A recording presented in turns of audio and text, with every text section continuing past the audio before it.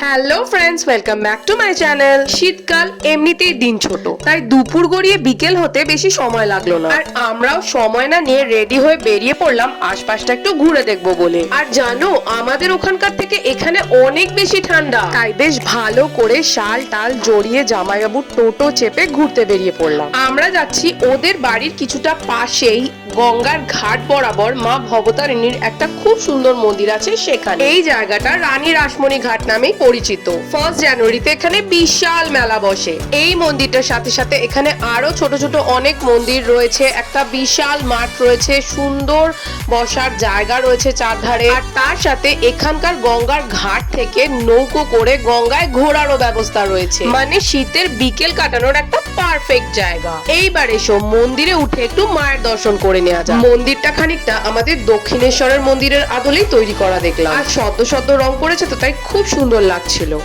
জয় মা, সকলের মঙ্গল করো মা। তারপর জিতকে বললাম আমাদের কটা ছবি তুলে দে। ও, জিতকে তো তোমরা ভালো করে দেখোইনি, কি করব, ছবি তুলতে যায় না, এই জন্য জবরদস্তি টেনে এনে ওর সাথেই ছবিটা তুলেছি। ওই মন্দিরটা ঘুরে তার পাশে আরেকটা মন্দিরে আমরা গেলাম, যেখানে রামকৃষ্ণ দেবের কল্পতরু আকারের মূর্তি রাখা ছিল। জয় বাবা, সকলের পাশে থেকো তুমি। এই দেখো সামনের মাঠটা কতটা বড় দেখতে পাচ্ছ। এইবার চলো একটু গঙ্গার ঘাটে গিয়ে বসা যাক। সানডে হওয়ায় বেশ ভালোই ভিড় ছিল ওখানে সেই দিন। আর যেহেতু এখানে লোকে আড্ডা দিতে আসে, তাই আশেপাশে বিভিন্ন খাবারের দোকান ছিল। সেইখানেই একটা দোকানে দেখি মাছ ভাজা হচ্ছে, তাই লোভ সামলাতে না পেরে নিয়েই নিলাম গরম গরম লোটে মাছ ভাজা আর আলুর চপ। ওই খেতে খেতেই বিকেল গড়িয়ে সন্ধে হয়ে গেল। তার সাথে দেখি ওইখানে একটা জায়গায় ভাপা পিঠে বিক্রি করছে। এইটাও আমার একটা ফেভারিট খাবার, যেটা কিনে সব জায়গায় পাওয়াই যায় না, তাই বিলম্ব না করে বেশ কতগুলো পিঠে প্যাক করিয়ে নিলাম।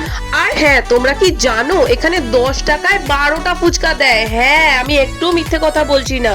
ওদের মুখে শুনলাম এই জায়গাটাকে লোকে ফুচকা গ্রাম বলে। এইখানকার প্রত্যেকটা বাড়িতেই ফুচকা তৈরি আর বিক্রিও হয়। ইউটিউবে ফুচকা গ্রাম লিখলেই এখানকার ডিটেলস তোমরা পেয়ে যাবে। তারপর আর কি, ওই বললাম ওখানে ঠান্ডা প্রচুর বেশি, তাই আর বেশি দেরি না করে আমরা বাড়ির দিকে রওনা দিলাম। ওরা আমাদের স্টেশন অবধি ছেড়ে দিয়ে গেল। এইবার ট্রেনের অপেক্ষা, ট্রেন ধরে সোজা বাড়ি। আজকে সারাটা দিন সবার সাথে এইভাবেই মজা করে কেটে গেল। ভিডিওটা তোমাদের কেমন লাগলো আমাকে কমেন্ট করে নিশ্চয়ই জানিও। আজকের মতো তাহলে চলি, টাটা, গুড নাইট।